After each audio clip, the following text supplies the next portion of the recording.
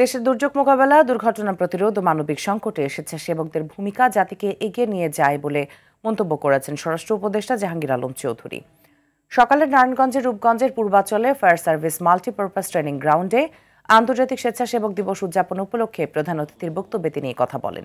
এ সময় জুলাই আগস্টে ছাত্র জনতার গণ অভ্যুত্থানের মাধ্যমে বৈষম্যহীন ও ন্যায়ভিত্তিক বাংলাদেশ গঠনে অন্তর্বর্তী সরকারের চলমান কার্যক্রমের প্রশংসা করেন তিনি। পরে সেরা অবদানের স্বীকৃতি স্বরূপ 22 জন স্বেচ্ছাসেবককে ক্রেস্ট দেওয়া হয়।